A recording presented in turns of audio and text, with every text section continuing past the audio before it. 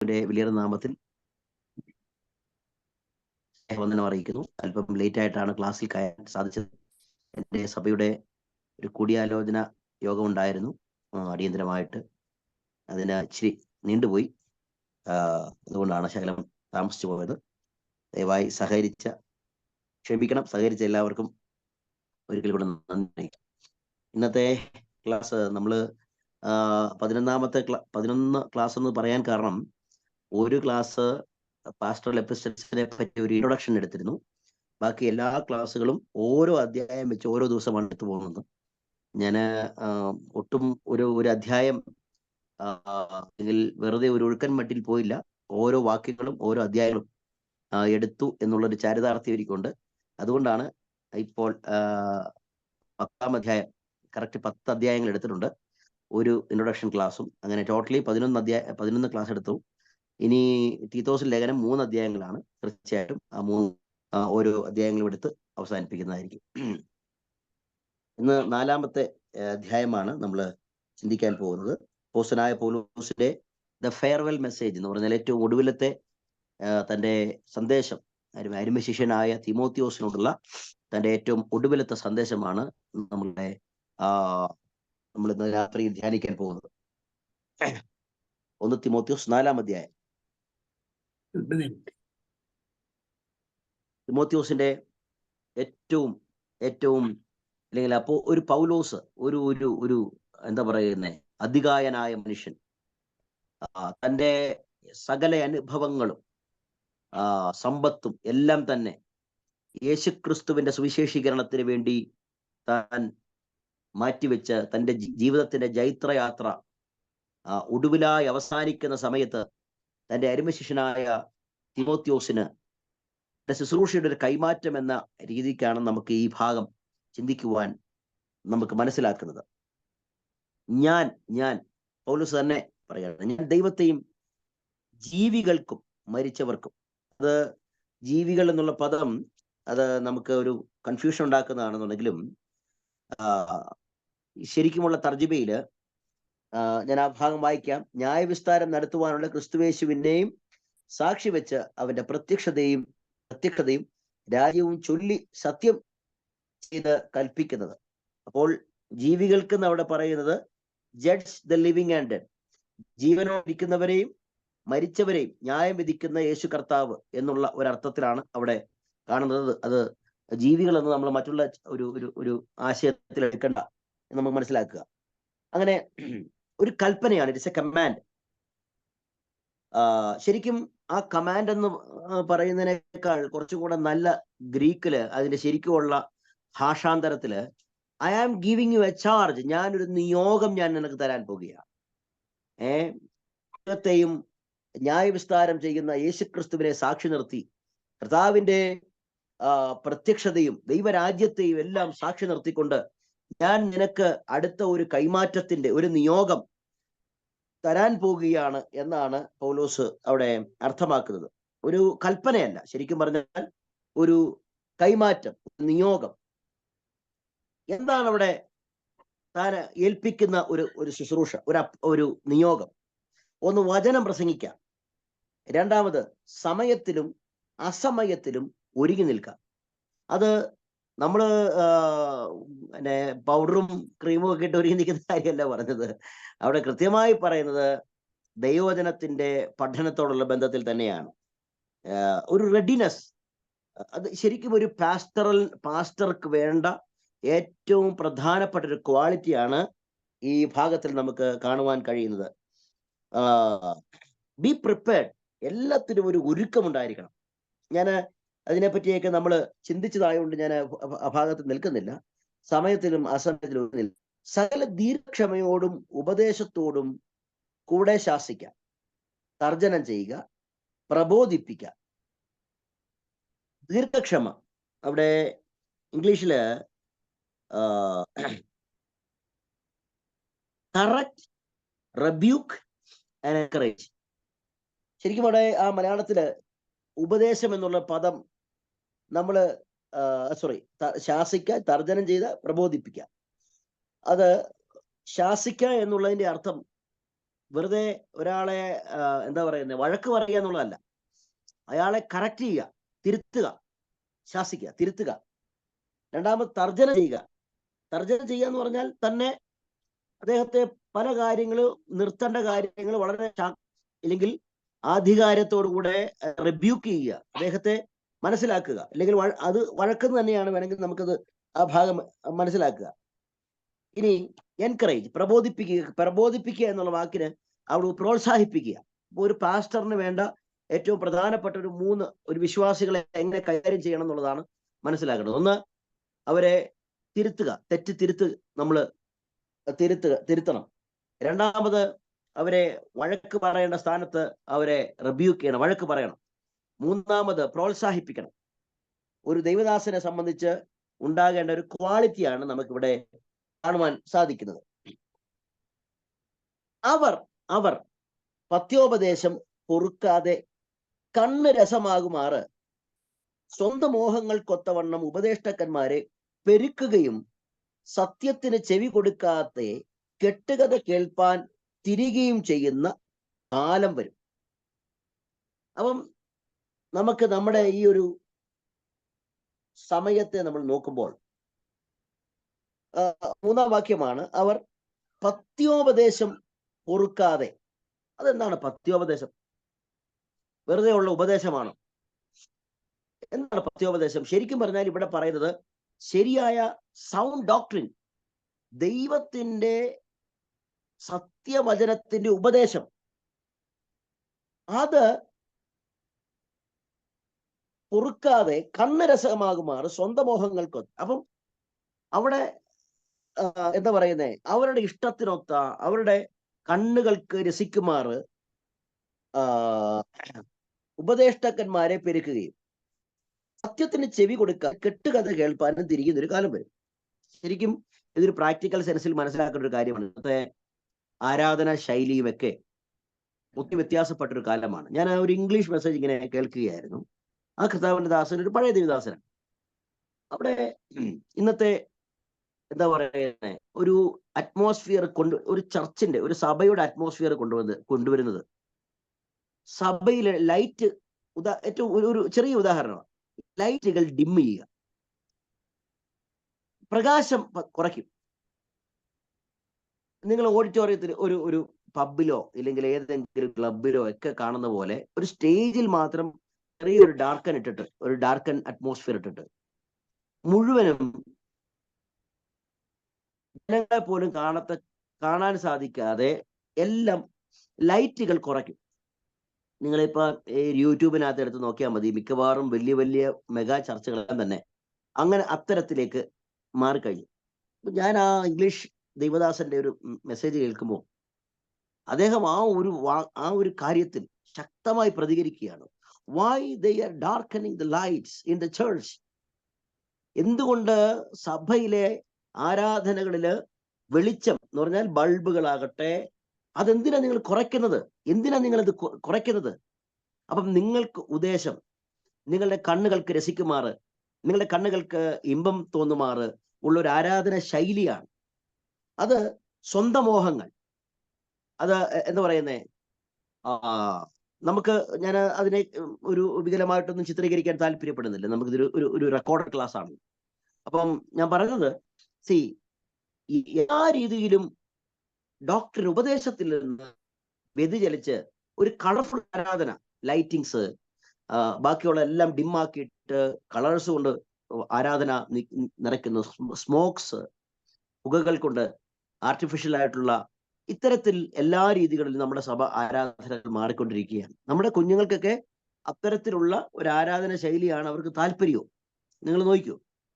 പക്ഷെങ്കിൽ എന്തുകൊണ്ട് സമാഗമന കൂടാരത്തിൽ ഉത്സവങ്ങൾ ആചരിക്കുമ്പോൾ 7 ദിവസം പോലും 7 ദിവസത്തേന് ലൈറ്റ്സുകൾ അല്ലെങ്കിൽ വിളക്കുകൾ അവർ അണയ്ക്കത്തില്ല? ആ ഉത്സവങ്ങളുടെ 7 ദിവസം പൂർണ്ണമായിട്ട് തീരുന്നത് വരെ അവര് ആ ലൈറ്റുകൾ അല്ലെങ്കിൽ ദേവാലയത്തിന്റെ വിളക്കുകൾ അണയ്ക്കത്തില്ല. അതിലൊരു ഉദാഹരണം ഞാൻ പറയാം. ഹനുക്ക എന്നുള്ള ഫെസ്റ്റിവൽ, ഹനുക്ക എന്ന് പറയുന്ന ഒരു ഫെസ്റ്റിവൽ എന്നാ പറയുന്നത്, ഉത്സവം ഉണ്ട് യഹൂദന്മാരുടെ. അവര് ദൈവം അഗ്നിസ്തംഭമായിട്ട് രാത്രിയിൽ നടത്തിയ ദൈവത്തെ ഓർമ്മിപ്പിക്കുന്ന ഒരു ഉത്സവമാണ്. ആ സമയത്ത് തീർച്ചയായിട്ടും അവർ വിളക്കുകൾ ഇടിച്ചെടുത്ത ഒലിവെണ്ണ അവരെ വിളക്കിൽ ഒഴിച്ച് അവരത് വളരെ ശോഭയോടുകൂടെ ആ ആലയത്തിലെ പ്രകാശങ്ങൾ ഇങ്ങനെ കത്തിച്ചുകൊണ്ടിരിക്കും, പ്രകാശം വരത്തക്ക രീതിയിൽ. എന്നാൽ യേശു ക്രിസ്തുവിന്റെ കാലത്ത് ചരിത്രകാരന്മാർ ഒരു പശ്ചാത്തലം പഠിപ്പിക്കുമ്പോൾ പറയുന്ന ഒരു കാര്യമാണ്, യേശു ദേവാലയത്തിലേക്ക് പോയപ്പോൾ ഈ ആലയത്തിന്റെ വിളക്കുകളുടെ ആ ഒരു പ്രകാശം അത് ഏറെക്കുറെ മങ്ങിയ ഒരവസ്ഥയിൽ കണ്ടു. അപ്പോൾ ഒരു ഒരു ഒരു അസ്വഭാവം, ഇല്ലെങ്കിൽ എന്താ പറയുന്നേ, അവർക്കൊരു അസ്വസ്ഥത ഉണ്ടായപ്പോൾ കർത്താവ് തന്നെ പറയുകയാണ്, ഈ വെളിച്ചം ഇതെല്ലാം അസ്തമിക്കും, ഇതൊക്കെ മങ്ങുന്ന വെളിച്ചമാണ്. എത്ര ഇടിച്ചെടുത്ത് ഒലിവെണ്ണയാണെന്നുണ്ടെങ്കിലും മാനുഷികമായിട്ട് നിർമ്മിക്കുന്ന എണ്ണയൊക്കെ വെളിച്ചമൊക്കെ അത് കുറഞ്ഞു പോകും. അവിടെ വെച്ചാണ് കർത്താവ് പറയുന്നത്, I am the light of the world, ഞാൻ ലോകത്തിന്റെ വെളിച്ചമാകുന്നു. അപ്പോൾ ഹനുക്ക അല്ലെങ്കിൽ വെളിച്ചത്തിന്റെ ഉത്സവത്തിലാണ് യേശു കർത്താവ് ഈ വാക്ക് സഭയോട് പ്രസ്താവിക്കുന്നത് എന്ന് യോഹന്നാന്റെ സുവിശേഷത്തിൽ അതിന്റെ പശ്ചാത്തല പഠനത്തിൽ നമുക്ക് മനസ്സിലാകും. ഞാൻ പറഞ്ഞത്, ആരാധനാ രീതികളും ഒക്കെ തന്നെ കണ്ണുകൾക്ക് രസമാകുമാറുള്ള ഒരു രീതിയിലേക്ക് മാറിക്കഴിഞ്ഞിരിക്കുകയാണ്. അത് ഇന്നത്തെ അന്ത്യകാലത്തിലെ ഏറ്റവും വലിയ, അല്ലെങ്കിൽ കർത്താവിന്റെ വരവിന് മുൻപ് സംഭവിക്കാവുന്ന ഒരു കാര്യം പൗലോസ് തിമോത്തിയോസോട് നേരത്തെ തന്നെ ഇത് പറയുകയാണ്. സത്യത്തിന് ചെവി കൊടുക്കാതെ കെട്ടുകഥ കേൾപ്പാൻ തിരിയുന്ന ഒരു കാലം വരും. അപ്പോൾ കണ്ണുകൾക്ക് രസമുണ്ടാകുമാറുള്ള ആരാധന, ദൈവവചനത്തിന് സത്യത്തിന് ചെവി കൊടുക്കാത്തൊരു ഒരു സമയം, ഇതൊക്കെ എങ്ങനെ കൈകാര്യം ചെയ്യണമെന്നുള്ളതാണ് ഈ ലേഖനങ്ങളിൽ 10 അധ്യായങ്ങളിൽ തിമോത്തിയോസോട് അപ്പോസ്തലനായ പൗലോസ് പറയുന്നത്. എന്നിട്ട് പറയുകയാണ്, നീയോ സകലത്തിലും നിർമ്മതനായിരിക്കാം. 5-ാം വാക്യമാണ് അവിടെ പറയുന്നത്. നീയോ സകലത്തിനും നിർമ്മതനായിരിക്കുക, കഷ്ടം സഹിക്കുക, സുവിശേഷകന്റെ പ്രവൃത്തി ചെയ്യുക, നിന്റെ ശുശ്രൂഷ നിർമ്മതനായിരിക്കുക എന്നുള്ള വാക്കിന് എന്താണ് നമുക്ക് അവിടെ മനസ്സിലാക്കും. But you keep your in all situation. നിർമ്മതം എന്ന് പറഞ്ഞാൽ നീ ഒരു ജാഗ്രതയുള്ളവനായിരിക്കുക, എല്ലാ കാര്യങ്ങളും വീക്ഷിച്ച് ഈ കാലഘട്ടത്തിനൊത്തുള്ള ഒരു ബൗദ്ധിക മണ്ഡലം, ഇല്ലെങ്കിൽ ആ ബൗദ്ധിക ചിന്താഗതി വളർത്തിയെടുക്കണം. ഈ കാലം എങ്ങനെയാണ് ഒരു പാസ്റ്റർ എന്ന നിലയ്ക്ക്, ഞാൻ ഒരു പാസ്റ്റർ എപ്പിസൽസ് ആണല്ലോ, ഇടയ ലേഖനങ്ങളാണല്ലോ നമ്മൾ പഠിച്ചുകൊണ്ടിരിക്കുന്നത്. ഒരു ശുശ്രൂഷ ചെയ്യുന്ന, ഒരു സഭയെ നയിക്കുന്ന ഒരു ദൈവദാസൻ ഈ കാലഘട്ടങ്ങളെ തല ഉയർത്തി, കീപ് ഓൾ ഹെഡ്സ്, നമ്മളിങ്ങനെ ഉയർത്തി ഇങ്ങനെ നോക്കുന്ന പോലെ, ഒരു നിരീക്ഷണം ചെയ്യുന്നത് പോലെ ആ ഒരു കണ്ണുകളോട് വേണം തിമോത്തിയോസ് നീ ഉണ്ടാകുവാൻ. നിർമ്മതനായിരിക്കാം, കഷ്ടം സഹിക്കാം. Endure hardship. സുവിശേഷത്തിന്റെ പ്രവൃത്തി, സുവിശേഷകന്റെ പ്രവൃത്തി ചെയ്യുക. ഞാൻ അവിടെയാണ് പറയുന്നത്, ഞാൻ ഇപ്പോൾ തന്നെ പാനീയ യാഗമായി ഒഴിക്കപ്പെടുന്നു. അവിടെ പൗലോസ് തന്റെ മരണത്തിന്റെ കാര്യം പൗലോസ് അവിടെ പറയുകയാണ്. പാനീയ യാഗം. നമുക്ക് ഇവിടെ ഈ യാഗം എവിടെയാണ് കാണാൻ കഴിയുന്നത്? സംഖ്യാപുസ്തകം 15-ാം അധ്യായം 1 മുതൽ 12 വരെയും, സംഖ്യാപുസ്തകം 28-ാം അധ്യായം 7-24 വാക്യങ്ങൾ നമുക്ക് ഇത് കാണുവാൻ കഴിയുന്നുണ്ട്. പോൾ വ്യൂസ് എന്നാ പറയുന്നേ, ആ ഭാഗം ഒന്ന്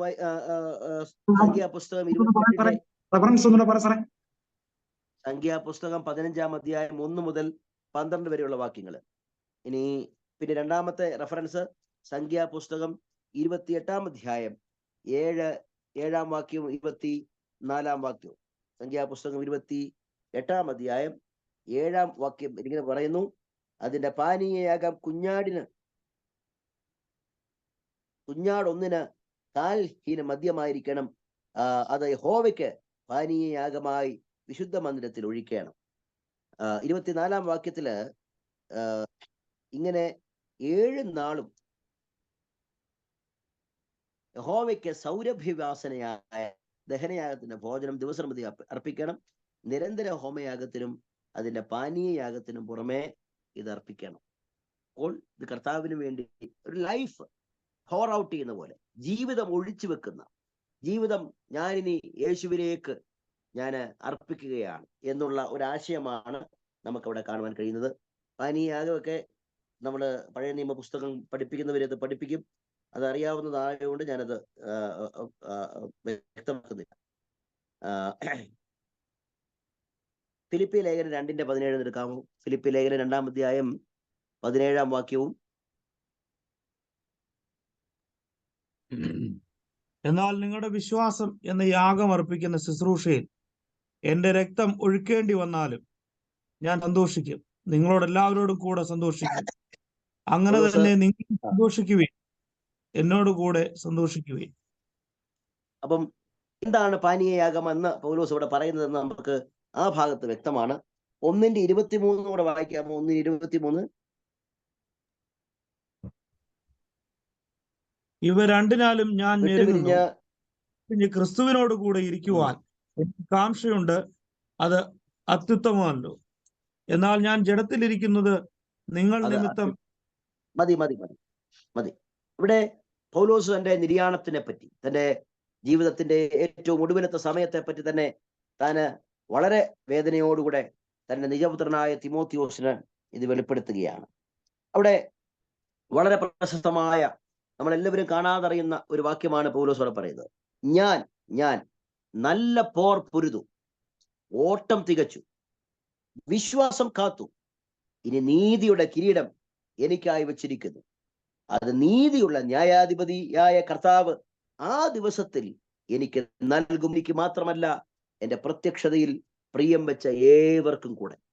പൗലോസ് തന്നെ ഏറ്റവും ഒടുവിലായിട്ട് ഒരു സ്വന്തം സാക്ഷ്യം, ഞാനിത് രാത്രിയിൽ നമ്മളോട് ചോദിക്കട്ടെ, നമ്മുടെയൊക്കെ ഓട്ടം തീരാറായവരുണ്ട്, പാതിയിൽ ഓടിക്കൊണ്ടിരിക്കുന്നവരുണ്ട്, പാതി വഴി നിൽക്കുന്നവരുണ്ട്, ആരംഭത്തിൽ നിൽക്കുന്നവരുണ്ട്. എല്ലാവരോടൊക്കെ ചോദിക്കുന്നത് നമ്മുടെയൊക്കെ എന്താ പറയുന്നത്, ജീവിതത്തിന്റെ സാക്ഷ്യം എങ്ങനെയാണെന്ന് ഞാൻ പറയുന്നത്. ഞാൻ ഒരാളെ പരിചയപ്പെടുത്താം. പഴയ നിയമത്തിലെ കാലേബ്, ഞാൻ കഴിഞ്ഞ ദിവസം സഭയിൽ ശുശ്രൂഷിച്ചൊരു ഭാഗമാണ്. കാലേബ് തന്റെ ജീവിതത്തിന്റെ ഏറ്റവും ഒടുവിലത്തെ സമയത്ത് പറഞ്ഞ സാക്ഷ്യം ഒന്ന് എടുക്കാമോ? സംഖ്യാപുസ്തകം, സോറി, യോശുവയുടെ പുസ്തകം 14-ാം അധ്യായം അതിന്റെ 8-ാം വാക്യം വായിച്ചു. 8-ാം വാക്യം പെട്ടെന്ന് സമയമില്ല. യോശുവ. എന്നോട് കൂടെ പോന്ന സഹോദരന്മാർ ജനത്തിന്റെ ഹൃദയം ഉരുക്കുമാറാക്കി, ഞാനോ എന്റെ ദൈവമായ യഹോവയുടെ പൂർണ്ണമായി പറ്റി നിന്നു. കാരണം അവിടെ ഒരു വലിയ സാക്ഷ്യം കാലേബ് തന്നെ പറയുകയാണ്, ഞാനോ എന്റെ ദൈവമായ യഹോവയോട് പൂർണ്ണമായി പറ്റി നിന്നു. ഇനി നിങ്ങൾ അവിടെ ആ ഭാഗം വായിക്കുമ്പോൾ ഇത് നായകനായ മോശ എന്താ പറയുന്നത് നിങ്ങൾ നോക്കണം. അവിടെ അടുത്ത വാക്യം തന്നെ വായിച്ചേ. നിന്റെ ദൈവമായ യഹോവയോട് പൂർണ്ണമായി പറ്റി നിന്നത് കൊണ്ട് നീ നിന്റെ ദൈവമായ യഹോവയോട് നീ പൂർണ്ണമായി പറ്റി നിന്നു. ആദ്യത്തെ സാക്ഷ്യം പറയുന്നത് കാലേബ് തന്നെയാണ്, ഞാൻ യഹോവയോട് പൂർണ്ണമായി പറ്റി നിന്നു. രണ്ടാമത്തെ സാക്ഷ്യം പറയുന്നത് മോശയാണ്, നീ യഹോവയോട് പൂർണ്ണമായി പറ്റി നിന്നു. ഇനി ഈ പുസ്തകം എഴുതുന്ന യോശുവ എന്താ പറയുന്നത് അവിടെ നിന്ന് വായിക്കാം. അതിന്റെ 14-ാം വാക്യം ഒന്ന് വായിച്ചേ. 14-ാം വാക്യം ബി പാർട്ട് 14-ാം വാക്യം. അവൻ അല്ലേ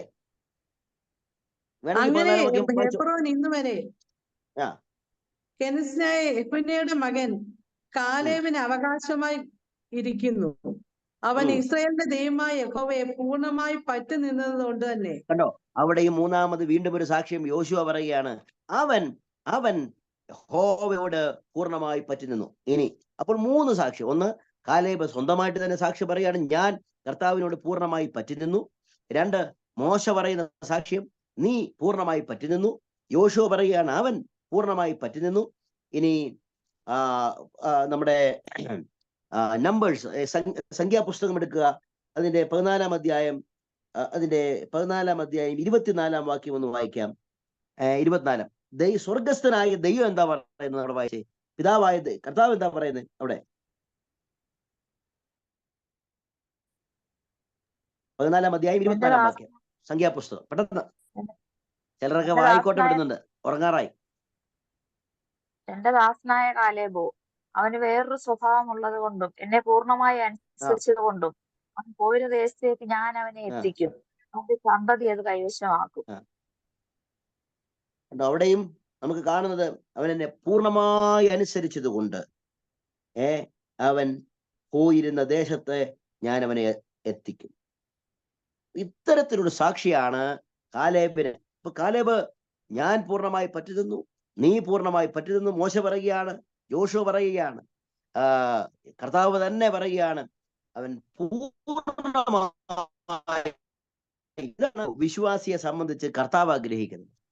അതുകൊണ്ട് പൗലോസ് ഇവിടെ പറയുകയാണ്, ഞാൻ നല്ല പോർ പൊരുതും. പൗലോസിനെ ഒരു അത്ലറ്റ് ആയിട്ട് അവിടെ ചിത്രീകരിക്കുകയാണ്, ഒരു കായിക അഭ്യാസിയായിട്ട്, അല്ലെങ്കിൽ കായിക അഭ്യസിക്കുന്ന ഒരു വ്യക്തിയായിട്ട് തന്നെ താൻ കാണിക്കുകയാണ്. ഇങ്ങനെ പറയുകയാണ്, ഞാൻ നല്ല പോർ പൊരുതും. ഓട്ടം ആദ്യം ഒരു പോർ പൊരുതുക എന്ന് പറയുന്നത് ഞാൻ പറഞ്ഞില്ല, ഒരു അത്ലറ്റ് ആണ്, ഒരു റെസ്ലിംഗ് അല്ലെങ്കിൽ ഒരു എന്നാ പറയുന്നത്, ഗുസ്തി പിടിക്കുന്നയാള് നല്ല പോർ പൊരുതും. അടുത്തത് പറയാണ് ഓട്ടം തികച്ചു. അവിടെ പറയുന്നത് ഒരു ഓട്ടക്കാരനെ പറ്റി, ഒരു ഓട്ടം എങ്ങനെയാണോ ഓടി തീർക്കേണ്ടത് അതുപോലെ. ഇനി വിശ്വാസം കാത്തു.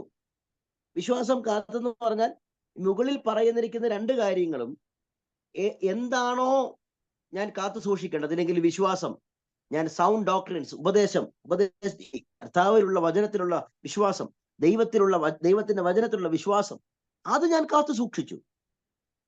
അങ്ങനെ കാത്തു സൂക്ഷിച്ചത് കൊണ്ടാണ് പറയുന്നത് ഓട്ടം തികച്ചു, നല്ലപോലെ പോലും ഓട്ടം തികച്ചു, വിശ്വാസം. ഇനി നീതിയുടെ കിരീടം. അവിടെ ഏതൊരു അത്ലറ്റും ഏതൊരു ഓട്ടക്കാരനും ആഗ്രഹിക്കുന്ന കിരീടം അത് എനിക്കായി വെച്ചിരിക്കുന്നു. അത് എന്ത് കിരീടമാണെന്ന് അവിടെ കാണിക്കുന്നുണ്ട്, നീതിയുടെ കിരീടം.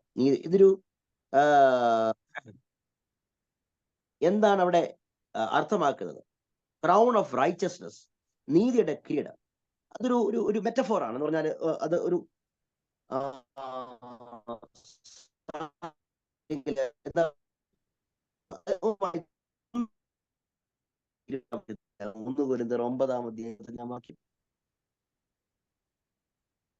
വാക്യത്തില്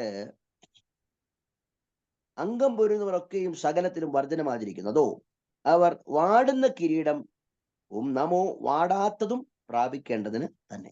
പൗലോസ് ആ ഭാഗത്ത് വിസ്തരിക്കുന്ന ഒരു കാര്യമാണ്. അപ്പോൾ അവിടെ വാടാത്ത കിരീടം എന്ന് പറയുന്നുണ്ട്, ഇവിടെ നീതിയുടെ കിരീടം എന്ന് പറയുകയാണ്.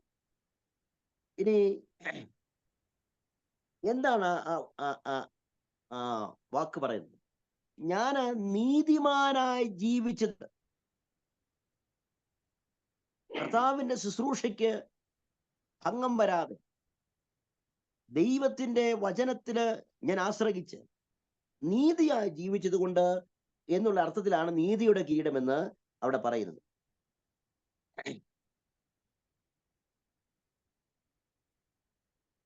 അവിടെ അതെല്ലാം നീതി നിറഞ്ഞിരിക്കുന്നു, നീതിയുടെ അനുഭവങ്ങൾ നിറഞ്ഞിരിക്കുന്നു. അത് തരുന്നതും നീതിമാനായ ദൈവമെന്നാണ് ഇവിടെ പൗലോസ് പരാമർശിക്കുന്നത്. ആ ഭാഗത്ത് നീതിയുടെ കിരീടം എനിക്കായി വെച്ചിരിക്കുന്നു, അത് തരുന്നത് ആരാണ്?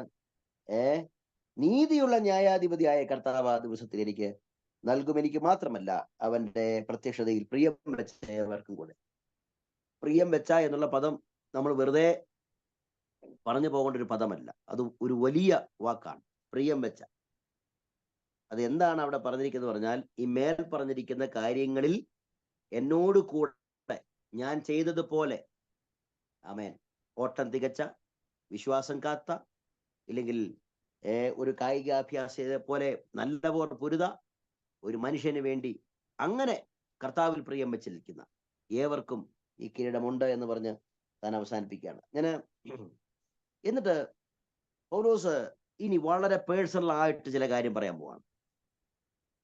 വേഗത്തിൽ എൻ്റെ അടുക്കൽ വരുവാൻ ഉത്സാഹിക്ക. പൗലോസ് ഇപ്പൊ ജയിലിലാണ്, വീട്ടു തടങ്കലിലാണ് പൗലോസ്. അവിടെ പറയുന്ന ചരിത്രകാരന്മാർ പറയുന്നത് ഒരു ഇരുണ്ടാറ, അതിലൊരു സുഷിരം, ഒരു വലിയ സുഷിരമുണ്ട്, അതിലകത്തൂടെ ഉള്ള വെളിച്ചം. ഈ വെളിച്ചമാണ് പൗലോസിന്റെ എപ്പോഴുമുള്ള ആശ്രയം. ആ വെളിച്ചത്തിൽ ഇരുന്നു കൊണ്ടാണ് ഇതെല്ലാം എഴുതുന്നത്. അപ്പൊ ലൂക്കോസ് സഹായിക്കുന്നുണ്ടായിരിക്കാം. എങ്കിലും തിമോത്തിയോസിനെ കാണാനുള്ള വെമ്പൽ, ആ മനുഷ്യന്റെ ഏറ്റവും ഒടുവിലത്തെ നിമിഷം, ഉത്സാഹിക്കാൻ. ദേമാസ് ഈ ലോകത്തെ സ്നേഹിച്ച് പോയി, എന്നെ വിട്ട് തെസലോനിക്കയിലേക്ക് പോയി. ക്രസ്കോസ് ഗലാത്യയിലേക്കും തീത്തോസ് ദൽമാത്തേക്കും പോയി. ലൂക്കോസ് മാത്രമേ എന്നോട് കൂടെ ഉള്ളൂ. അപ്പം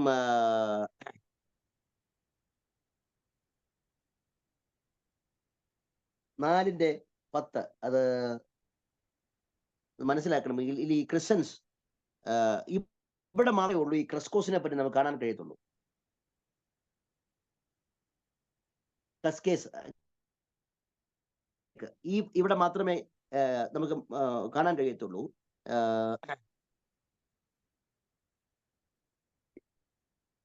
ഈ ഗലാത്യ ലേഖനം 1-ാം അധ്യായം 2-ാം വാക്യത്തില് അവിടെ ഒരു വാക്ക് ഭാഗമുണ്ട്. ഒന്ന് വായിക്കാമോ ആരെങ്കിലും? ഗലാത്യർ 1:2.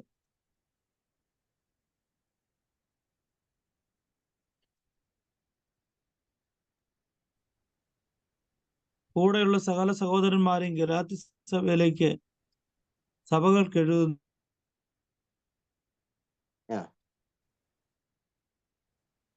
റേഞ്ച് കുറവാണല്ലേ? പിതാവായ ദൈവത്തിൽ നിന്നും നമ്മുടെ ദൈവം പിതാവുമായവന്റെ ഇഷ്ടപ്രകാരം ഇപ്പോഴത്തെ ദുഷ്ടലോകത്തിൽ നിന്നും നമ്മെ വിടുവിക്കേണ്ടതിന് നമ്മുടെ പാപങ്ങൾ നിമിത്തം. ഇവിടെ ഗലാത്യ സഭയിലേക്ക് തീത്തോസ് ദൽമാത്തേക്ക് പോയി എന്ന് അവിടെ കാണുന്നുണ്ട്. അതൊക്കെ ഗൗൾ അല്ലെങ്കിൽ ഇന്നത്തെ തുർക്കിയുടെ ഭാഗത്തേക്കാണ് തീത്തോസ് പോയത് എന്നാണ് പറയുന്നത്. തീത്തോസ് ഡാൽമേഷ്യ. അവിടെ റോമർ 15:19 കൂടെ വായിക്കാമോ? റോമാ ലേഖനം 15:19.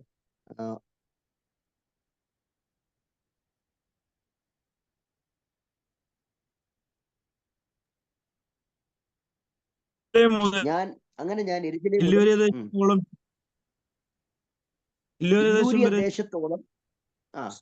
സഞ്ചരിച്ചു ക്രിസ്തുവിന്റെ സുവിശേഷ ഘോഷണം പൂരിപ്പിച്ചിരിക്കുന്നു. ഞാൻ മറ്റൊരുവന്റെ അടിസ്ഥാനത്തിന്മേൽ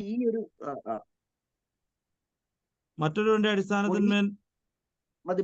ഞാൻ ആ സ്ഥലപ്പേരിന്റെ കാര്യം മാത്രം ഒന്ന് പരാമർശിച്ചുള്ളൂ. അവിടെ പൗലോസ് അർത്ഥമാക്കുന്നത് ഈ യെരുശലേമിലുള്ള ഗലാത്യ, ഡാൽമേഷ്യ, പിന്നെ ഇല്ലൂരിയ പട്ടണം വരെയുള്ള ഈ പട്ടണങ്ങളിലെ ഈ സ്ഥലങ്ങളാണ് ഇപ്പോൾ പറഞ്ഞിരിക്കുന്ന സ്ഥലങ്ങൾ. ഈ ഭാഗത്തേക്കാണ് ഈ പറഞ്ഞിരിക്കുന്ന ശിഷ്യന്മാർ പോയതെന്നാണ് പൗലോസ് ഇവിടെ പരാമർശിക്കുന്നത്. അപ്പോൾ ലൂക്കോസ് മാത്രമേ ഇപ്പോൾ കൂടെ ഉള്ളൂ. ബാക്കി എല്ലാവരും ഈ യെരുശലേമിലെ താനെ ചുറ്റി സഞ്ചരിച്ച് സഭകൾ സ്ഥാപിച്ച് ഗലാത്യ ഉൾപ്പെടെയുള്ള സഭകളിലേക്ക്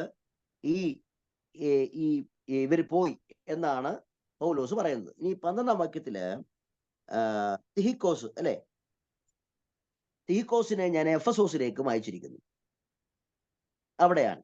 ഇനി ഞാൻ ത്രോവാസിൽ 13-ാം വാക്യം, ഞാൻ ത്രോവാസിൽ കർപ്പോസിന്റെ പക്കൽ വെച്ചേച്ച് പോന്ന പുതപ്പും പുസ്തകങ്ങളും വിശേഷാൽ ചർമ്മലിഖിതങ്ങളും നീ വരുമ്പോൾ കൊണ്ടുവരിക. ഞാൻ ഒരു കാര്യം പറഞ്ഞോട്ടെ, എല്ലാ വാക്യത്തിനും ദൈവശാസ്ത്രമുണ്ട് കേട്ടോ. എല്ലാ വാക്യത്തിനും ദൈവശാസ്ത്രപരമായ അർത്ഥങ്ങളുണ്ട്. ഇവിടെ എന്താ ഈ ഭാഗം നമ്മളെ പഠിപ്പിക്കുന്നത്? 13-ാം വാക്യത്തിൽ വളരെ വളരെ എന്താ പറയുന്നത്, ചിന്തിക്കേണ്ട ഒരു ഭാഗമാണ്. ലോകം കണ്ടതിലേക്കും അല്ലെങ്കിൽ യേശുക്രിസ്തു കഴിഞ്ഞാൽ ഒരു ചരിത്രത്തിന്റെ നായകനായി സഭയുടെ അല്ലെങ്കിൽ കർത്താവിന്റെ തിരുസഭയുടെ ഒരു നടുനായകത്വം വഹിച്ച ഒരു അനുഗ്രഹിക്കപ്പെട്ട അപ്പോസ്തലനാണ് പൗലോസ്. എന്നാൽ തൻ്റെ ജീവിതാന്ത്യത്തിൽ, എൻ്റെ ജീവിതത്തിന്റെ ഒടുവിലത്തെ സമയത്ത് തൻ്റെ പക്കലുണ്ടായിരുന്ന ഒരു കാര്യമെന്ന് പറയുന്നത്, തൻ്റെ കയ്യിലുണ്ടായിരുന്നത് തൻ്റെ പുസ്തകങ്ങളും കുറച്ച് പുതപ്പും ചർമ്മലിഖിതങ്ങൾ, എഴുതിയ കുറച്ച് ലിഖിതങ്ങൾ അല്ലെങ്കിൽ പുസ്തകങ്ങൾ, ഇത് മാത്രമേ തൻ്റെ കയ്യിലുണ്ടായിരുന്നുള്ളൂ എന്നാണ് നമുക്ക് ഈ ഭാഗം വായിക്കുമ്പോൾ മനസ്സിലാക്കുന്നത്. പൗലോസ് ഏറെ ആഗ്രഹിക്കുകയും താന് എന്താ പറയുന്നേ, ഞാനിത് പറയുന്നുണ്ടോ? എന്തെങ്കിലും ഡിസ്ട്രാക്ഷൻ വരുന്നുണ്ടോ? കേൾക്കാം സാറേ, കേൾക്കാം. ഓക്കെ. ഞാൻ പറഞ്ഞത് ഇത്രയും അനുഗ്രഹിക്കപ്പെട്ട ഒരു പൗലോസിന്റെ ഏറ്റവും ഒടുവിലത്തെ സമയം തന്റെ കയ്യിൽ ഇത്രയും ഉണ്ടായിരുന്നു. അവിടെ കാരണം 13-ാം വാക്യത്തില് ക്ലോക്സ്, പുതപ്പ്, ഇച്ചിരി തണുപ്പ് കൂടിപ്പോയി.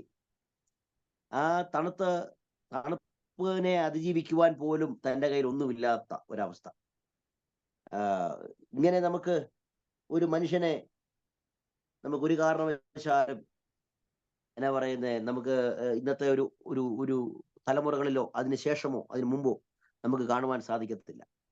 അങ്ങനെ ആകെ ഉണ്ടായിരുന്ന ആ പുതപ്പും കമ്പിളി വസ്ത്രവും ആ പുസ്തകങ്ങളും ഒന്ന് എടുത്തുകൊണ്ട് വരുവാൻ തിമോത്തിയോസിനോട് പറഞ്ഞു വിടുകയാണ്. മഹാനായ പൗലോസ് എന്ന പുസ്തകമാണ് ഞാൻ നിങ്ങളെ വായിക്കണമെന്നും ഞാനിങ്ങനെ പറഞ്ഞത്. മഹാനായ പൗലോസ് എന്ന് പറഞ്ഞ പുസ്തകം അത് കയ്യിലുള്ളവരായിരിക്കാം, ദയവായി നിങ്ങൾക്ക് ഒരു കോപ്പി ഉണ്ടെങ്കിൽ നല്ലതാണ്. മഹാനായ പൗലോസ്, അതിനകത്ത് കർത്താവിന്റെ ദാസൻ ഫിലിപ്പ് സാറ് ആണ് അത് എഴുതാൻ തോന്നുന്നത്. അതോ ഞാൻ വേറൊരു പുസ്തകത്തിലാണോ ഇതിലാണോ എന്ന് അറിയത്തില്ല. പക്ഷെങ്കിൽ ഇത് വായിക്കേണ്ട, മസ്റ്റായിട്ട് നിങ്ങൾ വായിച്ചിരിക്കേണ്ട പുസ്തകം മഹാനായ പൗലോസ്. തിമോത്തിയോസ് അദ്ദേഹം വളരെ ഒരു ഭംഗിയായിട്ട് അവതരിപ്പിക്കുന്നുണ്ട്. ഈ കത്ത് ലഭിച്ച ഉടനെ തിമോത്തിയോസ് ഈ പുതപ്പുമൊക്കെ ആയിട്ട് ഓടി ചെല്ലുകയാണ്. പുതപ്പും കമ്പിളി വസ്ത്രവും പുസ്തകങ്ങളുമായിട്ട് ഓടി തൻ്റെ എന്ത് പറയുന്നത്, കർത്താവിൽ താൻ സ്നേഹിക്കുന്ന പിതാവായ പൗലോസിനടുക്കിലേക്ക് ഈ ഓടി ചെല്ലുമ്പോൾ ആ സമയത്താണ് പൗലോസിന്റെ ശിക്ഷയ്ക്ക് വിധിക്കുന്നതും. തൻ്റെ തല താൻ ഓടിയ ശിക്ഷിക്കുന്ന സ്ഥലത്തേക്ക് ഓടി ചെല്ലുമ്പോൾ തന്നെ തല ശിരച്ഛേദനം ചെയ്ത് തന്റെ തല ഉരുണ്ട് തിമോത്തിയോസിന്റെ കാലിന്റെ അടുക്കിലേക്ക് വരുന്നത് ഇങ്ങനെ ചിത്രീകരിക്കുകയുണ്ടായി. ഒരു തന്റെ അവസാനത്തെ ആഗ്രഹമായ പുതപ്പും കമ്പിളി വസ്ത്രം പോലും തനിക്ക് അത് സ്വീകരിക്കാൻ കഴിയാത്ത തന്റെ നിജപുത്രനായ തിമോത്തിയോസിനെ അവസാനമായി ഒരു നോക്ക് കാണുവാൻ പോലും കഴിയട്ടെ സുവിശേഷത്തിന്റെ ആ ധീര അപ്പോസ്തലനായ പൗലോസ് താൻ കർത്താവിൽ രക്തസാക്ഷിയാകുന്ന ഒരു ചരിത്രമാണ് നമുക്ക് കഴിയുന്നത്. അങ്ങനെ അതിനുശേഷം പറയുകയാണ്, ചെമ്പുപണിക്കാരൻ അലക്സാണ്ടർ എനിക്ക് വളരെ ദോഷം ചെയ്തു, അവന്റെ പ്രവൃത്തികൾ തക്കവണ്ണം കർത്താവ് അവന് പകരം ചെയ്യും. അതാരാണെന്ന് ചോദിച്ചാൽ 1 തിമോത്തിയോസ് 1:20 ഈ അലക്സാണ്ടറിനെ പറ്റി ഒരു പരാമർശം നമ്മൾ ആദ്യമേ പഠിച്ചായിരുന്നു എന്നാണ് എനിക്ക് തോന്നുന്നത്. 1 തിമോത്തിയോസ് 1:20 ഹുമനയോസും അലക്സാണ്ടറും ഈ കൂട്ടത്തിലുള്ളവരാകുന്നു. അവർ ദൂഷണം പറയാതിരിക്കാൻ പഠിക്കേണ്ടതിന് ഞാൻ അവരെ സാത്താനെ ഏൽപ്പിച്ചിരിക്കുന്നു. അപ്പം ഈ അലക്സാണ്ടർ തന്നെ ആയിരിക്കാം ഇത് എന്ന് വേദപണ്ഡിതന്മാർ അഭിപ്രായപ്പെടുന്നു. 4:16 എന്റെ 1-ാം പ്രതിവാദത്തിൽ ആരും എനിക്ക് തുണ തന്നില്ല, എല്ലാവരും എന്നെ കൈവിട്ടു, അത് അവർക്ക് കണക്കിടാതിരിക്കട്ടെ. 1-ാം പ്രതിവാദം എന്ന് പറയുന്നത് അത് അപ്പോസ്തല പ്രവൃത്തി 28-ാം അധ്യായത്തിലാണ് നമുക്ക് കാണാൻ സാധിക്കുന്നത്. അപ്പോസ്തല പ്രവൃത്തി ഏറ്റവും ഒടുവിലത്തെ സമയം തന്നെയാണ് പൗലോസ് അവിടെ പറയുന്നത്. അത് 28-ാം അധ്യായത്തില് അതിന് അവസാനമായിട്ട് റോമിൽ എത്തുന്ന ആ ഒരു സമയമാണ്. 1-ാം പ്രതിവാദം ആരും തൻ്റെ കൂടെ ഇല്ലായിരുന്നു. ഈ 1-ാം പ്രതിവാദം എന്ന് പറയുമ്പോഴത്തേനും നമ്മൾ നേരത്തെ ഈ എന്നാ പറയുന്നേ അഗ്രിപ്പ രാജാവിന്റെ മുമ്പിലൊക്കെയുള്ള അതിനെപ്പറ്റി അല്ല പറയുന്നത് കേട്ടോ.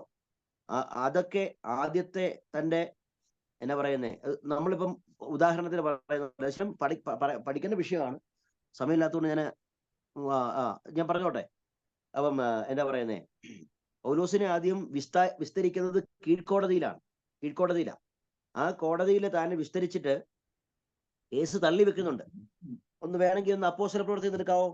അപ്പോസ്തല പ്രവൃത്തി അതിന്റെ 23-ാം അധ്യായത്തില് തൊട്ടാണ് തൻ്റെ ജയിൽവാസം പെർമനന്റ് ആയിട്ട് തുടങ്ങുന്നത്. ജയിലിലേക്ക് മാറ്റപ്പെടുന്നത് 23-ാം അധ്യായത്തിലാണ്. അവിടെ അവസാനമായിട്ട് താൻ ശുശ്രൂഷിക്കുന്ന സ്ഥലം എന്ന് പറയുന്നത് എഫെസോസിൽ ആണല്ലോ. എരുശലേമില് അവിടെ ജനങ്ങൾ തന്നെ പിടിക്കുന്നു, വലിച്ചഴയ്ക്കുന്നു, ജയിലിലാക്കുന്നു. അവിടെ വെച്ച് 40 പേര് പൗലോസിനെ അന്ന് രാത്രിയിൽ ഒടുക്കിക്കളയാൻ ഇല്ലെങ്കിൽ കൊന്നുകളയാൻ വേണ്ടി തീരുമാനം എടുക്കുമ്പോൾ ഇത് പൗലോസിന്റെ പെങ്ങടെ മകൻ കേൾക്കുകയാണ്. പെങ്ങടെ മകൻ കേട്ടിട്ട് പൗലോസിനെ അറിയിക്കുന്നു. പൗലോസ് ഇത് ന്യായാധിപനെ അറിയിക്കുമ്പോൾ 40 പേരെ കൊണ്ടാണ് പൗലോസിനെ കൊല്ലുവാൻ വേണ്ടി തീരുമാനിക്കുന്നത്. നിങ്ങൾ അവിടെ വായിക്കുമ്പോൾ അറിയാം, 23-ാം വാക്യം തന്നെ വായിക്കുമ്പോൾ 200 കാലാളും 70 കുതിരച്ചേവകരും പിന്നെ 200 കുന്തക്കാരെയും ഒരുക്കുവിൻ. 40 പേരെ കൊണ്ട് പൗലോസിനെ തീർക്കാൻ നോക്കുമ്പോൾ 470 പേരെ കൊണ്ട് കർത്താവ് രക്ഷിച്ച് അവിടെ നിന്ന് പൊക്കിയെടുക്കുകയാണ്. ഇതാ ദൈവത്തിന്റെ പദ്ധതി എന്ന് പറയുന്നത്. കാരണം യെരുശലേമിൽ വെച്ച് പൗലോസിനെ തീർക്കാൻ വേണ്ടി ശ്രമിക്കുമ്പോൾ പൗലോസിനോട് ദൈവം പറയുന്നൊരു കാര്യമുണ്ട്, നിന്നെ ഞാൻ റോമിൽ സാക്ഷീകരിക്കും. ദൈവം ഒരു കാര്യം പറഞ്ഞാൽ ഒരു മനുഷ്യനും ലോകത്തിൽ ഒരു നിയമങ്ങൾക്കും ഒരു ദൈവദാസനെ ഒടുക്കി കളയുവാനോ ദൈവഭക്തനെ തീർത്ത് കളയുവാനോ പറ്റത്തില്ല എന്ന് പറയുന്നതിന് ഏറ്റവും ഉദാഹരണമാണ് നമുക്ക് അവിടെ കാണാൻ സാധിക്കുന്നത്. എന്നിട്ട് പൗലോസിനെ ഒരു ജയിലിൽ കൊണ്ട് പാർപ്പിക്കുകയാണ്. റോമൻ ഭരണകൂടമാണ് തന്നെ വിസ്തരിക്കുന്നത്. അഗ്രിപ്പ രാജാവ് വിസ്തരിക്കുന്നു, ക്ലൗദിയോസ് വിസ്തരിക്കുന്നു. അതിനുശേഷം നിങ്ങൾ ഒരു ഭാഗം വായിക്കുമ്പോൾ അവിടെ കാണുന്നുണ്ട്, 24-22 വായിക്കുമ്പോൾ ഫേലിക്സിന് ഈ മാർഗം സംബന്ധിച്ച് സൂക്ഷ്മമായ അറിവുണ്ടായിരുന്നിട്ടും ലുസിയാസ് എന്ന് പറഞ്ഞാൽ ഫേലിക്സ് രാജാവിന് പൗലോസിനെ വിസ്തരിക്കാനുള്ള എല്ലാ രീതിയിലുള്ള അവകാശമുണ്ട്. എന്നാൽ ലുസിയാസ് സഹസ്രാധിപൻ വരുമ്പോൾ ഞാൻ ഈ കാര്യം തീർച്ചപ്പെടുത്തുമെന്ന് പറഞ്ഞ് അവധിക്ക് വെച്ചു. എനിക്കിത് ഒരു തീർച്ചപ്പെടുത്താൻ പറ്റത്തില്ല, എനിക്കിതിനകത്തൊരു കൺക്ലൂഷൻ പറയാൻ പറ്റത്തില്ല എന്ന് പറഞ്ഞുകൊണ്ട് ലൂസിയാസ് വരുന്നത് വരെ അവധിക്ക് വെച്ചു. ഇത് 1-2 പ്രാവശ്യമല്ല അവധിക്ക് വെക്കുന്നത്. അങ്ങനെ 2 വർഷം അവിടെ തന്നെ കഴിഞ്ഞു. പിന്നെ അവിടെ താഴോട്ട് വായിക്കുമ്പോഴത്തേന് 26 പൗലോസ് തനിക്ക് ദ്രവ്യം തരുമെന്ന് ആശിച്ച് പലപ്പോഴും അവനെ വരുത്തി അവനോട് സംഭാഷിച്ചു പോന്നു. എന്നിട്ട് 27 പറയാണ്, 2 ആണ്ട് കഴിഞ്ഞിട്ട്, 24-27 ഞാൻ വായിക്കുന്നത്, 2 ആണ്ട് കഴിഞ്ഞിട്ട് ഫേലിക്സിന് പിൻവാഴിയായി പൊർക്യോസ് ഫെസ്തോസ് വന്നപ്പോൾ ഫേലിക്സ് യഹൂദന്മാരുടെ പ്രീതി സമ്പാദിക്കണമെന്ന് വെച്ച് പൗലോസിനെ തടവുകാരനായി വിട്ടേച്ചു പോയി. അപ്പം അവിടുത്തെ പെർമനന്റ് തടവുകാരനായിട്ട് പൗലോസിനെ അവിടെ 2 വർഷം കഴിഞ്ഞതിന് ശേഷവും അവിടെ പെർമനന്റ് ആയിട്ട് ജയിലിട്ടിട്ടാ പോകുന്നത്. മനസ്സിലായോ? അവിടെ ഫെലിക്സ് ട്രാൻസ്ഫർ ആയി. ഫെലിക്സ് ട്രാൻസ്ഫർ ആയപ്പം യഹൂദന്മാരുടെ പ്രീതി സമ്പാദിക്കാനായിട്ട് ഒരു അനുകൂലം, നല്ല പ്രമോഷനും കുറച്ച് കാശും പുത്തനും ഒക്കെ കിട്ടാനായിട്ട് പൗലോസിനെ അവിടെ പെർമനന്റ് ജയിലറായിട്ട് അവിടെ എഴുതി വെച്ചിട്ട് അങ്ങ് പോയി. ഇവിടെ നടക്കുന്ന വേറെ സംഭവമുണ്ട്. പൗലോസ് എന്നെ അടുത്ത് ഈ സമയത്ത് പൗലോസിന് അപ്പീൽ എഴുതുക. റോമൻ പൗരക്കാരനാണല്ലോ പൗലോസ്. പൗലോസിന് അപ്പീൽ എഴുതി, എനിക്ക് കൈസറെ അഭയം ചൊല്ലണം. കൈസറെ അഭയം ചൊല്ലണമെന്ന് പറഞ്ഞുകൊണ്ട് ആരെങ്കിലും ഒരു തടവുകാരൻ, റോമാ പൗരത്വമുള്ള ഒരു തടവുകാരൻ അങ്ങനെ പറയുകയാണെന്നുണ്ടെങ്കിൽ ഒരു കാരണവശാലും അവനെ മരണശിക്ഷയ്ക്ക് വെക്കാൻ പറ്റത്തില്ല, കൂടുതൽ സമയം വിസ്തരിച്ചുകൊണ്ടിരിക്കാൻ പറ്റത്തില്ല. പൗലോസിന്റെ ഒറ്റ ആഗ്രഹം ഇതായിരുന്നു, യെരുശലേമിൽ സാക്ഷീകരിച്ചതുപോലെ എനിക്ക് റോമിലും സാക്ഷീകരിക്കണം. പൗലോസിന് റോമിൽ പോകുമ്പോൾ ഞാൻ പറയാറുണ്ട് എന്റെ ശുശ്രൂഷയിലൊക്കെ, വെള്ള ഷർട്ടും കറുത്ത പാൻറ്റും കോട്ടും ടൈയൊക്കെ കിട്ടുന്നതല്ല പൗലോസിന് പോകുന്നത്. പൗലോസിന്റെ ആഗ്രഹം റോമിൽ പോയി സാക്ഷീകരിക്കണം എന്നാണ്. പക്ഷെ പൗലോസ് പോകുന്നത് 2 കൈയിലും ചങ്ങല ധരിച്ചവനായി, ജയിലിന്റെ അല്ലെങ്കിൽ ഒരു എന്നാ പറയുന്നത് പ്രതിയുടെ വസ്ത്രം ധരിച്ചവനായി, പുറകിൽ ചിലപ്പോൾ നമ്പറിട്ടവനായി ഒരു പ്രതിയായിട്ടാണ് പൗലോസിനെ ദൈവം റോമിലേക്ക് കൊണ്ടുപോകുന്നത്. എവിടെയാണ് ഈ കൈസർ ഉള്ളത്? കൈസറിനെ അഭയം ചൊല്ലണം എന്ന് പറയുമ്പോഴത്തേന് പൗലോസ് സ്വപ്നത്തിൽ പോലും വിചാരിക്കുന്നില്ല പൗലോസിന് അങ്ങനത്തെ ഒരു വിധി കിട്ടുമെന്ന്. അവസാനം എന്നാ 12-ാം വാക്യം, അപ്പോൾ ഫെസ്റ്റ് തന്റെ ആലോചന സഭയോട് സംസാരിച്ചിട്ട്, കൈസരെ നീ അഭയം ചൊല്ലിയിരിക്കുന്നു, കൈസരുടെ അടുക്കലേക്ക് നീ പോകുമെന്ന് ഉത്തരം പറഞ്ഞു. കൈസറിന്റെ അടുക്കലേക്ക് പോകും. അവിടെ നോക്കണം, കൈസർ എവിടെയാണെന്നറിയാമോ? കൈസർ ഉള്ളത് റോമിലാണ്. പൗലോസിന്റെ ആഗ്രഹം റോമിൽ പോകണം. എങ്ങനെയാ പോകുന്നതെന്ന് ചോദിച്ചാൽ ഒരു പ്രതിയായിട്ടാണ് പോകുന്നത്. എവിടെയാ പോകുന്നതെന്ന് ചോദിച്ചാൽ കൈസർ, 1-ാം നമ്പർ രാജാവ്. അക്കാലത്തെ ഞാൻ വേറൊരു കാര്യം കൂടെ പറയാം. ദൈവം പൗലോസിനെ തെരഞ്ഞെടുത്തപ്പോഴേ പൗലോസിനോട് കാര്യം പറഞ്ഞു, നീ യഹൂദന്മാർക്ക്, രാജാക്കന്മാർക്ക് മുമ്പിൽ, ജാതികൾക്ക് മുമ്പിൽ എന്റെ നാമം സുവിശേഷീകരിക്കും. പൗലോസിന്റെ ജീവിത അന്ത്യം വരെ യെരുശലേമിൽ യഹൂദന്മാരുടെ പൗലോസ് ശുശ്രൂഷിച്ചിട്ടുണ്ട്.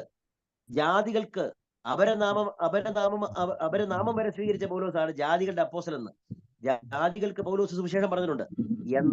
എന്നാൽ രാജാക്കന്മാരുടെ സുവിശേഷം പറയുവാൻ പൗലോസിന് അവസരം ലഭിച്ചില്ല.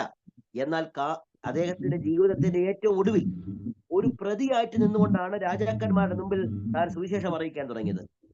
രാജാക്കന്മാരുടെ മുമ്പിൽ എന്നെ സുവിശേഷീകരിക്കുന്നു പറഞ്ഞപ്പോൾ പൗലോസ് പോലും വിചാരിച്ചില്ല അന്നത്തെ ഏറ്റവും ഉന്നതനായ സുപ്രീം കോടതി അല്ലെങ്കിൽ ലോകത്തിലെ ഏറ്റവും പരമോന്നത രാജാവായ കൈസറുടെ മുമ്പിൽ പൗലോസ് സുവിശേഷീകരിക്കുമെന്ന് പൗലോസിന്റെ ജീവിതത്തിൽ വിചാരിച്ചില്ല.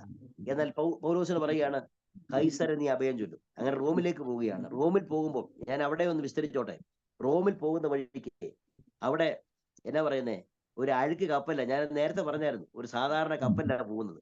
കപ്പൽ നേരെ ദൈവം കൊണ്ട് ഈശാനമൂലം കാറ്റിനെ കൊണ്ട് തകർത്ത് കളഞ്ഞിട്ട് ഒരു പലകെ കൊണ്ട് പിടിപ്പിച്ചിട്ട് നേരെ മെലീത്തെ ദ്വീപിൽ കൊണ്ട് ഇട്ടു. 3 മാസം അവിടെ ശുശ്രൂഷിച്ചു. 3 മാസത്തിന് ശേഷം അവിടെ വാക്യം ഇങ്ങനെയാണ്, അശ്വിനി ചിഹ്നമുള്ളൊരു കപ്പൽ തന്റെ ദൈവദാസന് വേണ്ടി കാത്തു നിൽക്കുകയാണ്. പൗലോസ് യാത്ര ചെയ്യേണ്ടത് ഒരു സാധാരണ കപ്പലിലാണെന്ന് പൗലോസിന് ആഗ്രഹിച്ചാലും ദൈവത്തിന് തന്റെ ദാസനെ റോമിൽ കൊണ്ടുപോകണമെങ്കിൽ അന്നത്തെ ഏറ്റവും ആധികാരികമുള്ള അനുഗ്രഹിക്കപ്പെട്ട ഒരു വാഹനത്തിൽ പൗലോസിനെ നേരെ ഇവിടെ റോമിൽ കൊണ്ടുപോവുകയാണ്. അങ്ങനെ ദൈവം പൗലോസിനെ സ്വന്തം കപ്പല് പോലും, വലിയ യാത്ര ചെയ്ത കപ്പല് പോലും തകർത്ത് കളഞ്ഞിട്ട്, അവിടെ വാക്യം എനിക്ക് ഭയങ്കര ഇഷ്ടമുള്ള വാക്യമുണ്ട്, രാത്രിയിൽ സൂര്യനെയോ ചന്ദ്രനെയോ ഒന്നും കാണാതെ ജീവിക്കുമെന്ന് പോലും പ്രതീക്ഷിക്കാതെ പൗലോസ് അവൻ അവിടെ തകർന്നു പോയൊരു സമയത്ത് പൗലോസ് കർത്താവ് പറഞ്ഞൊരു കാര്യമുണ്ട്, ധൈര്യമായിരിക്കുക, നീ യെരുശലേമിൽ സാക്ഷീകരിച്ചതുപോലെ എന്നെ റോമിലും സാക്ഷീകരിക്കും. പൗലോസിന്റെ കാര്യം മനസ്സിലായി. അങ്ങനെയാണ് പൗലോസ് മറ്റുള്ളവരോട് പറയുന്നത്, എനിക്ക് രാത്രിയിൽ ദർശനമായി നമ്മളെ റോമിൽ തന്നെ പോകുന്നു. പക്ഷെ റോമില് ഏത് കപ്പലില എങ്ങനെ പോകുമെന്ന് അറിയത്തില്ല. പക്ഷെ ദൈവത്തിന്റെ പദ്ധതി കണ്ടോ? ദൈവം അങ്ങനെ മെലീത്ത ദ്വീപ്, അവിടെ ഒരു ദ്വീപിൽ സുവിശേഷിച്ചിട്ട് അവിടുന്ന് ദൈവം നേരെ റോമിലേക്ക് കൊണ്ടുപോവുകയാണ്. അങ്ങനെ താൻ ഏറ്റവും അവസാനമായി അവിടെ കിടന്നുകൊണ്ട് എഴുതുന്ന ലേഖനമാണ് നമുക്കിവിടെ വായിച്ചത്. പിന്നെ ഞാൻ വിസ്തരിച്ചറിയാതെ അങ്ങ് പോയി. 16-ാം വാക്യത്തിൽ 2 തിമോഥെയോസ് 4:16 എന്റെ ഒന്നാം പ്രതിവാദത്തിൽ ആരും എനിക്ക് തുണന്നില്ല, എല്ലാവരും എന്നെ കൈവിട്ടു, അവർക്ക് കർത്താവോ എനിക്ക് തുണനിന്നും, പ്രസംഗം എന്നെ കൊണ്ട് നിവർത്തിപ്പാനും സകല ജാതികളും കേൾപ്പാനും എന്നെ ശക്തീകരിച്ച് അങ്ങനെ ഞാൻ സിംഹത്തിന്റെ വായിൽ രക്ഷ പ്രാപിച്ചു. അവിടെ സിംഹം അവിടെ പറഞ്ഞിരിക്കുന്നത് റോമൻ ഭരണകൂടത്തിനെയാണ് പറഞ്ഞിരിക്കുന്നത്. റോമൻ അവിടെ ചരിത്രകാരന്മാർ വേറൊരു കാര്യം പറയുന്നുണ്ട്. ഈ റോമിൽ ആംഫി തിയേറ്ററുകളുണ്ട്. ആംഫി തിയേറ്റർ എന്ന് പറഞ്ഞാൽ മനുഷ്യനും തമ്മിലുള്ള ഗുസ്തിയല്ല, മനുഷ്യനും മൃഗങ്ങളും തമ്മിലുള്ള യുദ്ധങ്ങൾ. അത് അങ്ങനെ പൗലോസിനെ സിംഹത്തിന് മുമ്പിലേക്ക് ഇട്ടുകൊടുത്തു, അക്ഷരാർത്ഥത്തിൽ ഇട്ടുകൊടുത്തു. അവിടെ നിന്ന് ദൈവം എന്നെ രക്ഷിച്ചു എന്നാണ് പറയുന്നത്. അവിടെ വായന രക്ഷിച്ചു, കർത്താവ് എന്നെ സകല ദുഷ്ടങ്ങൾ വിടുവിച്ച് സ്വർഗീയരാജ്യത്തിനായി രക്ഷിക്കും, എന്നേക്കും മഹത്വം. ലാസ്റ്റ് 19-ാം വാക്യത്തിൽ പ്രിസ്കിക്കും അക്വിലാവിനും വന്ദനം, ഒനേസിഫോറസിനും കുടുംബത്തിനും വന്ദനം ചൊല്ലുക. എരാസ്തോസിന് കൊരിന്തിൽ താമസിച്ച് ത്രൊഫിമോസിനെ ഞാൻ മെലിത്തിൽ രോഗിയായി വിട്ടേച്ചു പോകുന്നു. എവിടെയാണ്? മെലയത്തില് 20-ാം വാക്യം, മെലിത്ത വിട്ടേച്ചു പോകുന്നു. ശീതകാലത്തിന് മുമ്പേ വരുവാൻ ശ്രമിക്കുക. ഇവ്ലോസും പൂദേശും ലിനോസും ക്ലൗദിയും സഹോദരന്മാർ എല്ലാവരും നിനക്ക് വന്ദനം ചൊല്ലുന്നു. യേശു ക്രിസ്തുവിൻ തന്റെ ആത്മാവോട് കൂടെ ഇരിക്കട്ടെ, കൃപ നിങ്ങളോട് കൂടെ ഇരിക്കുമാറാകട്ടെ എന്ന് പറഞ്ഞു. ഇതൊക്കെ ഓരോ പേരുകള് നമുക്ക് ഒനേസിഫോറസിനെ 1:16 കാണുന്നുണ്ട്. എരസ്തസ് റോമാലേഖനം 16:23 കാണുന്നുണ്ട്.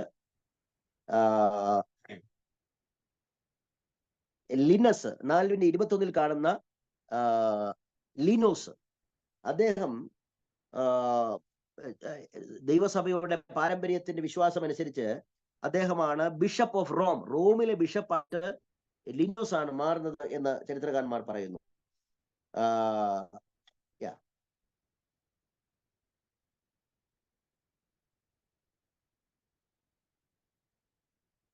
അങ്ങനെ താൻ എല്ലാവർക്കും, ഞാൻ ഈ ഭാഗം പഠിപ്പിക്കുമ്പോൾ റോമാലേഖനം 16-ാം അധ്യായത്തില് പൗലോസ് എല്ലാവർക്കും വന്ദനം ചൊല്ലുന്നതായിട്ട് കാണാൻ സാധിക്കുന്നുണ്ട്. ജൂനിയർ എന്നോ സീനിയർ എന്നോ ഇല്ലാതെ എല്ലാരും വാഴ്ത്തേ. ഇതൊരു അപ്പോസ്റ്റലിന്റെ ഏറ്റവും വലിയൊരു എന്താ പറയുക, ക്വാളിറ്റിയാണ്. തന്റെ ശേഷം വന്നവരാണെങ്കിലും തന്റെ സീനിയർ ആണെങ്കിലും എല്ലാവർക്കും താൻ വന്ദനം ചൊല്ലുകയാണ്. വാഴ്ത്തുകയാണ്, വന്ദനം ചൊല്ലുകയാണ്. ഇവിടെ ഞാൻ എല്ലാവർക്കും വന്ദനം ചൊല്ലി ആശീർവാദം പറഞ്ഞ് അവസാനിപ്പിക്കുന്നു. കൃപ നിങ്ങളോട് കൂടെ ഇരിക്കുമാറാകട്ടെ. എനിക്കും അതേ പറയാനുള്ളൂ, കൃപ നിങ്ങളോട് കൂടെ ഇരിക്കുമാറാകട്ടെ. Thank you. എന്തെങ്കിലും സംശയം ഉണ്ടെങ്കിൽ പറയാം, ചോദിക്കാം. എനിക്കറിയാം ഞാൻ ഇച്ചിരി വേഗത്തിൽ പോയെന്ന്. കാരണം എനിക്ക് ഇന്ന് അവസാനിപ്പിക്കണം താല്പര്യം ഉണ്ടായിരുന്നു.